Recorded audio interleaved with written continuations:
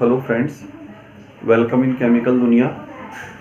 अपन लोग last time जो है कैटलिस्ट के टाइप पढ़ रहे थे और इसमें एक तो मैं आपको बता चुका था पॉजिटिव कैटलिस्ट, एक बता चुका था मैं आपको नेगेटिव कैटलिस्ट। नंबर 3 पर आ रहा है आपका ऑटो कैटलिस्ट। अब देखिए ऑटो कैटलिस्ट का मतलब क्या है। जैसे एक अपन इसमें केमिकल रिएक्शन का एग्जांपल ले रहे हैं, CH3 COO C2H5। ये कंपाउंड होता है इथाइल एसीटेट। अब ये जो इथाइल एसीटेट है इसको अगर हाइड्रोलाइज किया जाए तो हाइड्रोलाइसिस का मतलब है वाटर के साथ इसकी रिएक्शन कराकर इसको ब्रेक किया जाए तो ये आपका जो है एक तो बनाता है एथेनॉल C2H5OH और दूसरा बनाता है यहां पर ये एसिटिक एसिड।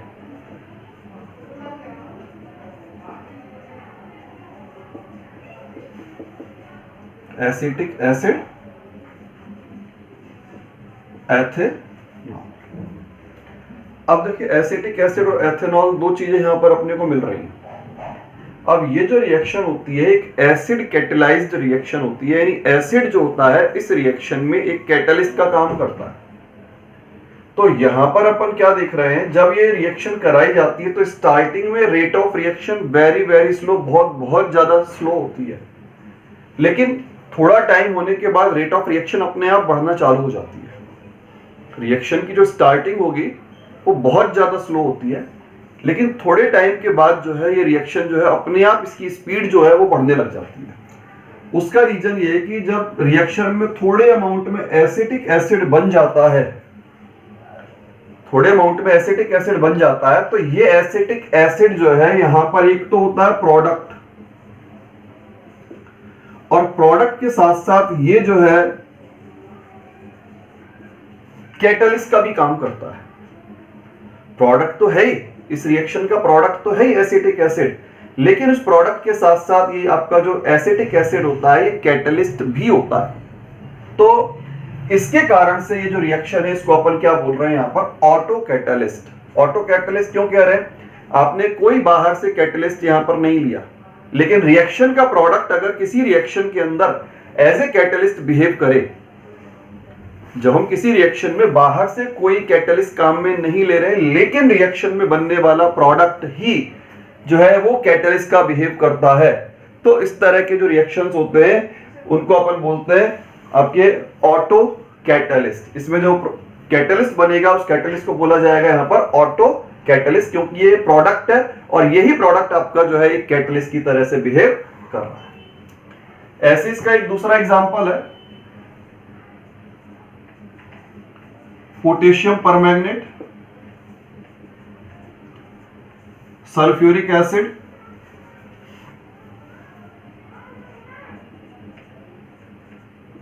और ऑक्जेलिक एसिड। अब इसमें जब रिएक्शन होती है तो इस रिएक्शन का एक प्रोडक्ट होता है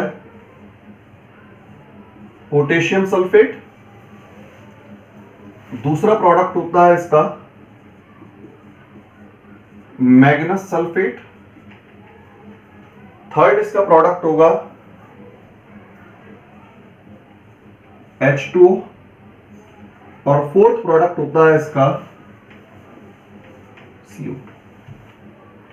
तो यहां पर इस रिएक्शन के अंदर जो मैग्नस सल्फेट है ये MnSO4, ये MnSO4 जो है प्रोडक्ट भी है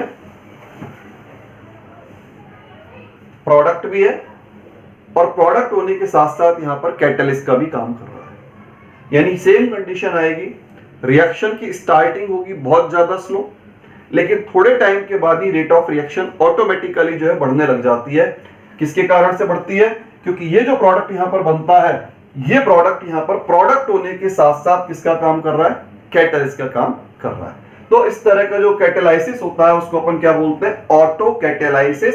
और ये जो कैटलिस्ट है इसको अपन बोलेंगे यहां पर ऑटो कैटलिस्ट। इसके बाद फोर्थ नंबर आता है इसका इंड्यूस्ड कैटलिस्ट।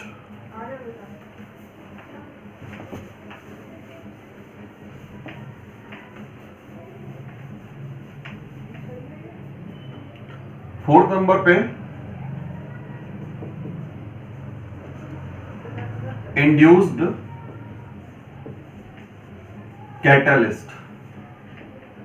अब देखिए इंड्यूस्ड कैटलिस्ट का मतलब क्या है। इंड्यूस्ड कैटलिस्ट का मतलब होता है जैसे कुछ रिएक्शन है, जैसे Na3ASO3, इसको बोला जाता है सोडियम आर्सेनाइट। अगर हम इसको एयर के कांटेक्ट में रख देते हैं तो एयर के कांटेक्ट में कोई रिएक्शन नहीं होती। अब एक अपन ने दूसरा प्रोडक्ट लिया सोडियम सल्फाइड। अब सोडियम सल्फाइड को अगर हम एयर के कांटेक्ट में रखते हैं तो सोडियम सल्फाइड जो है आपका चेंज होता है Na2SO4 में। सोडियम आर्सेनाइड एयर के कांटेक्ट में अलग से रखा है, कोई इफेक्ट नहीं, कोई रिएक्शन नहीं। सोडियम सल्फाइड एयर के कांटेक्ट में आएगा तो अपने आप ही किसमें कन्वर्ट हो जाएगा, यहां पर ये सोडियम सल्फेट। अब हम क्या करते हैं, इन दोनों रिएक्टेंट्स को आपस में मिक्स कर देते हैं। Na3ASO3 Na2SO3।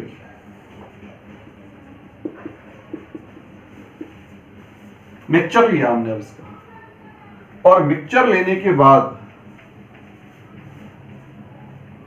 अब हम उसमें ऑक्सीजन गैस को पास कराते हैं या एयर को पास कराते हैं।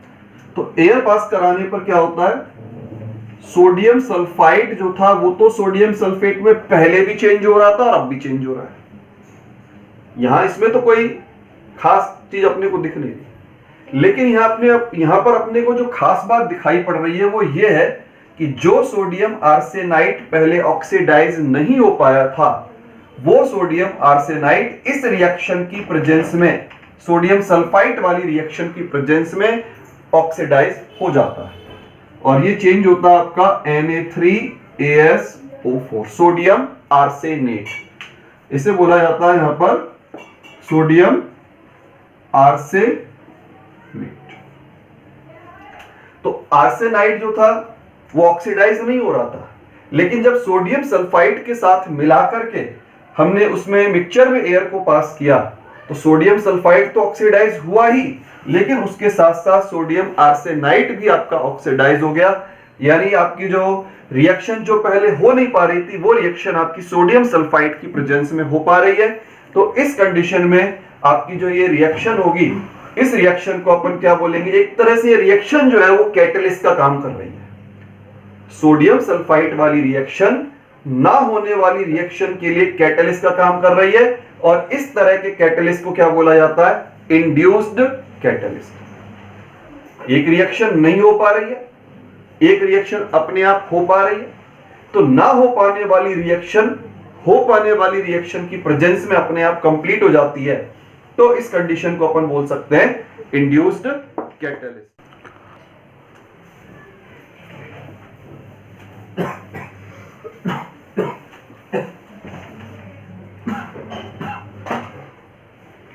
अब बेटा इसके बाद में नया अपन इसका टॉपिक ले रहे हैं, types of catalysis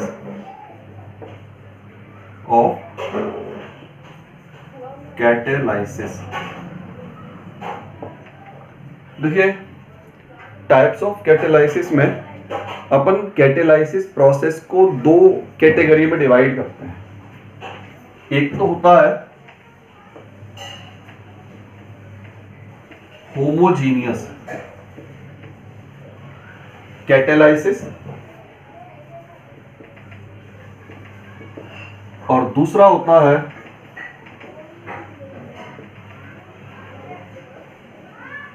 heterogeneous catalysis. Homogeneous and heterogeneous catalysis दो कैटेगरी अपन इनकी जो है बनाते हैं। सबसे पहली बात आती है अपना होमोजीनियस कैटालाइसिस होता क्या है। देखिए, होमो का मतलब सेम। अगर कैटलिस्ट की फिजिकल स्टेट रिएक्टेंट और प्रोडक्ट की फिजिकल स्टेट के साथ मैच करती है, यानी रिएक्टेंट, प्रोडक्ट और कैटलिस्ट, रिएक्टेंट, प्रोडक्ट और कैटलिस्ट तीनों की फिजिकल स्टेट अगर सेम है तो this type of catalysis is known as homogeneous catalysis. अगर रिएक्टेंट, प्रोडक्ट और कैटलिस्ट तीनों सेम फेज में आ रहे हो तो इस तरह का जो कैटालाइसिस होता है उसको आप नाम देते हैं होमोजीनियस कैटालाइसिस। अब अपन इसके कुछ एग्जांपल देखते हैं। जैसे देखिए, sulphur dioxide gas, oxygen gas, और ये आपका नाइट्रिक ऑक्साइड गैस। और ये जो गैस अपने नाइट्रिक ऑक्साइड लिया है यहां पर, ये काम कर रहा है कैटलिस्ट का। फिर इसका प्रोडक्ट होता है सल्फर ट्राइऑक्साइड गैस।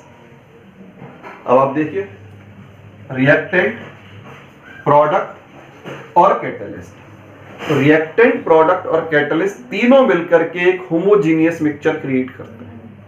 तीनों की फिजिकल स्टेट सेम होने की वजह से इससे एक होमोजीनियस मिक्सचर क्रिएट होता है। और जब तीनों की फिजिकल स्टेट एक जैसी होती है तो इस तरह का जो कैटालाइसिस है उस कैटालाइसिस को नाम दिया जाएगा होमोजीनियस कैटालाइसिस। अब बेटा एक दूसरा एग्जांपल देखते हैं अपन। जैसे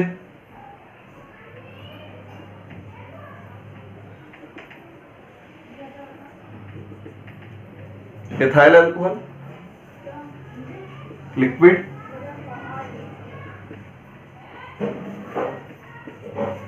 एथाइल अल्कोहल लिक्विड, आपका H2SO4 कैटलिस्ट है, लिक्विड होता है 413 केल्विन टेम्परेचर। अब लिक्विड लिक्विड लिक्विड, अब इनके बीच में केमिकल रिएक्शन होती है और इस केमिकल रिएक्शन में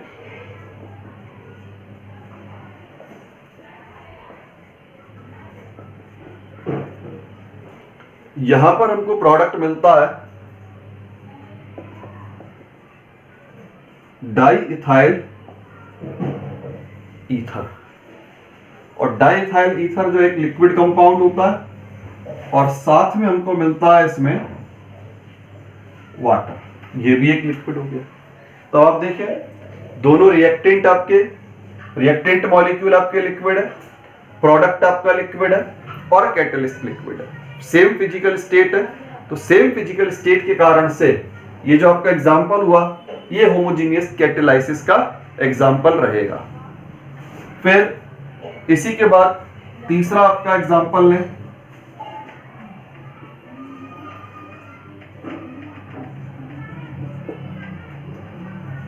इथाइल एसीटेट।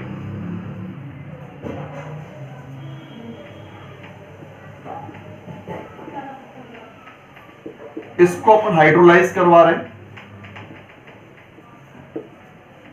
लिक्विड लिक्विड, और ये जो रिएक्शन होती है आपके एसिड की प्रेजेंस में होती है।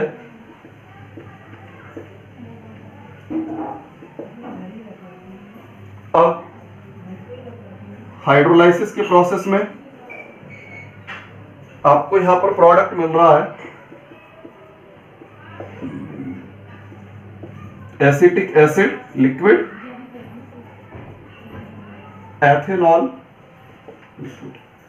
तो हम यहां पर क्या देख रहे हैं कि जितने भी हमारे पास एग्जाम्पल आ रहे हैं सभी एग्जाम्पल में रिएक्टेंट की फिजिकल स्टेट, प्रोडक्ट की फिजिकल स्टेट और कैटलिस्ट की फिजिकल स्टेट, तीनों की फिजिकल स्टेट सेम होती है। और अगर फिजिकल स्टेट एक जैसी है तो इस तरह का जो कैटेलाइसिस होगा उस कैटेलाइसिस को अपन क्या बोलते हैं यहां पर, होमोजीनियस कैटेलाइसिस।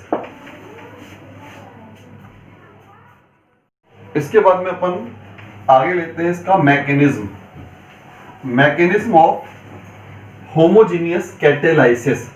देखिए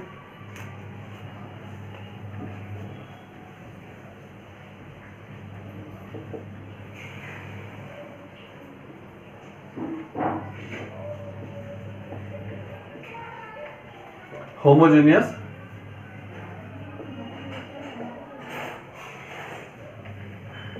कैटेलाइसिस, यानी अपन इसमें अब स्टडी ये करने जा रहे हैं कि होमोजीनियस कैटेलाइसिस होता कैसे है। देखिए होमोजीनियस कैटेलाइसिस का जो प्रोसेस होता है ये एक सिंपल प्रोसेस है।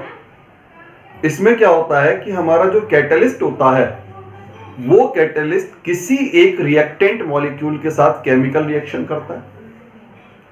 कैटलिस्ट किसी एक रिएक्टेंट मॉलिक्यूल के साथ केमिकल रिएक्शन करेगा और उस केमिकल रिएक्शन से अपने को इंटरमीडिएट प्रोडक्ट मिलता है। केमिकल रिएक्शन के थ्रू इंटरमीडिएट प्रोडक्ट मिलेगा।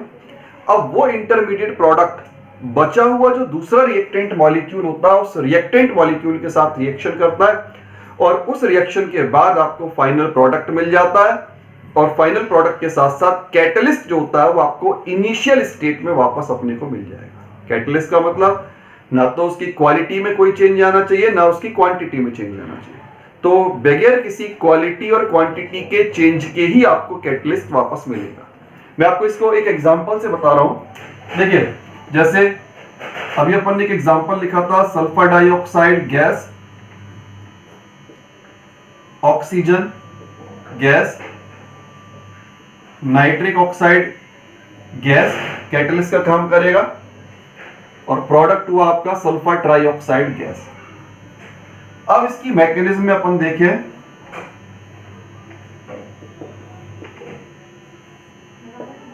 मैकेनिज्म में पहला स्टेप, कैटलिस्ट और कोई एक रिएक्टेंट आपस में केमिकल रिएक्शन करते हैं और उस केमिकल रिएक्शन के थ्रू अपने को कोई इंटरमीडिएट प्रोडक्ट मिलता है। देखो जैसे ये तो हुआ आपका कैटलिस्ट और ये हुई आपकी ऑक्सीजन गैस। ये कैटलिस्ट और वन ऑफ द रिएक्टेंट, दोनों में से कोई एक रिएक्टेंट जो है रिएक्शन में पार्टिसिपेट करता है और इसका प्रोडक्ट होता है नाइट्रोजन डाइऑक्साइड। ये तो था आपका नाइट्रिक ऑक्साइड और after the reaction intermediate product अपने को मिल रहा है नाइट्रोजन डाइऑक्साइड। ये है आपका इंटरमीडिएट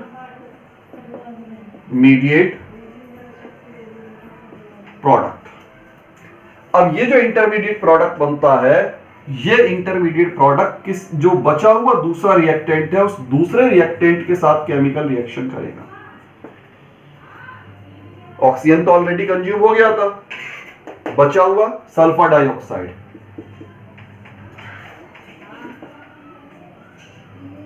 अब दोनों की रिएक्शन से बनता है sulphur trioxide plus nitric oxide. तो अब आप देखेंगे हमारा फाइनल प्रोडक्ट आ गया।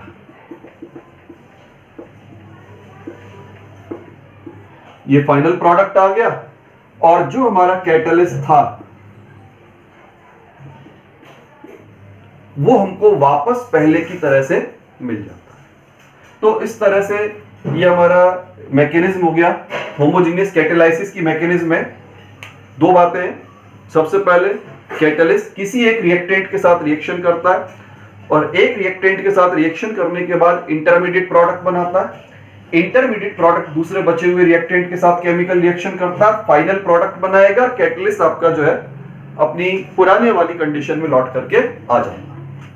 इसी बात को अपन एक और एग्जांपल से एक्सप्लेन कर रहे हैं। अभी अपन ने एक एग्जांपल पढ़ा था,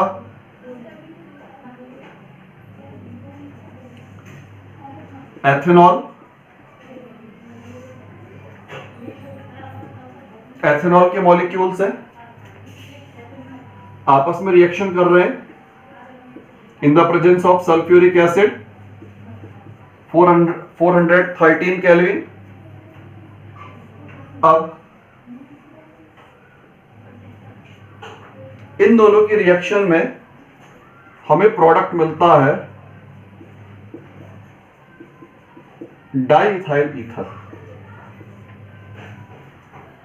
यह इसका प्रोडक्ट हो गया डाइइथाइल ईथर। अब इसकी बात आती है मैकेनिज्म की।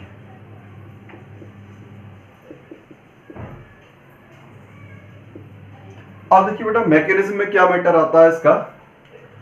मैकेनिज्म में मैटर ये आता है, ये कैटलिस्ट है और ये आपके दो रिएक्टेंट मॉलिक्यूल्स हैं।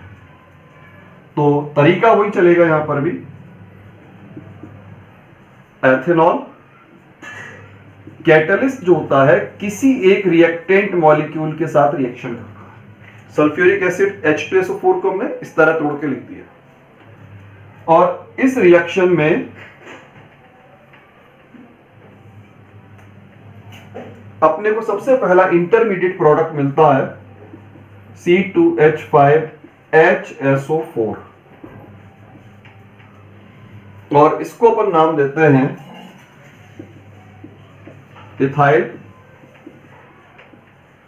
हाइड्रोजन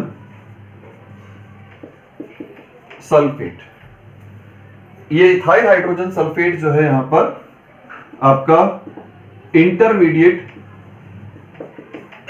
प्रोडक्ट का काम कर रहा है। अब ये जो इंटरमीडिएट प्रोडक्ट बना है, ये इंटरमीडिएट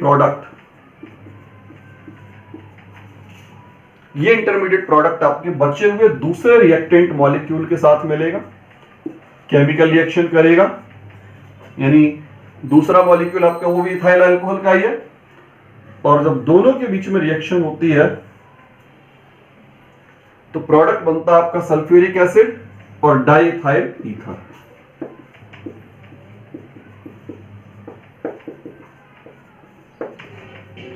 डाइइथाइल ईथर तो अपना फाइनल प्रोडक्ट हो गया और सल्फ्यूरिक एसिड आपका जो है कैटलिस्ट हो गया। तो कहने का मतलब यह है कि सबसे पहले बस दो ही बातें हैं इसके अंदर। कैटलिस्ट इसमें किसी एक रिएक्टेंट के साथ केमिकल रिएक्शन करेगा और एक रिएक्टेंट के साथ केमिकल रिएक्शन करने पर जो है इंटरमीडिएट प्रोडक्ट, और ये इंटरमीडिएट प्रोडक्ट जो है दूसरे बचे हुए रिएक्टेंट के साथ रिएक्शन करता है और रिएक्शन करने के बाद फाइनल प्रोडक्ट बनाता है। कैटलिस्ट आपको वैसे पहले की तरह से मिल जाता है। अब बात आती है इस थ्योरी की लिमिटेशंस की। तो थ्योरी की में छोटी मोटी कुछ लिमिटेशंस हैं। सबसे पहली लिमिटेशन तो आती है कि अपन होमोजीनियस कैटेलाइसिस वाली थ्योरी से हेटेरोजीनियस कैटेलाइसिस को एक्सप्लेन नहीं कर सकते। होमोजीनियस वाली जो थ्योरी है वो हेटेरोजीनियस कैटेलाइसिस को एक्सप्लेन नहीं करेगी, नंबर एक। दूसरी बात, ये जो थ्योरी है इसमें अपन अपने कैटलिस्ट पॉइजन, आपके जो है कैटलिस्ट प्रमोटर, इनके इफेक्ट को भी एक्सप्लेन नहीं कर सकते। कैटलिस्ट पॉइजन जो है वो किस तरह काम करता है, आपका कैटलिस्ट प्रमोटर जो होता है वो किस तरह से काम करता है, उसका इफेक्ट भी इस थ्योरी के थ्रू एक्सप्लेन करना पॉसिबल नहीं हो पाता। तीसरी बात, कैटलिस्ट की सरफेस के ऊपर होते हैं एक्टिव सेंटर, तो वो एक्टिव सेंटर वाला मैटर भी ये थ्योरी जो है आपकी एक्सप्लेन करने में फेल हो जाती है। तो तीन लिमिटेशन हो गई। हेटेरोजीनियस कैटेलाइसिस को एक्सप्लेन नहीं किया जा सकता, एक बात। कैटलिस्ट पॉइजन, कैटलिस्ट प्रमोटर, इनको भी एक्सप्लेन नहीं किया जा सकता है। और फिर इसके बाद में जो है अपन इस थ्योरी के थ्रू यहां पर कैटलिस्ट की सरफेस पर मिलने वाले जो एक्टिव सेंटर होते हैं उनको भी एक्सप्लेन नहीं कर सकते। एक्टिव सेंटर किस तरह वर्क करता है उसको एक्सप्लेन करना पॉसिबल नहीं होता।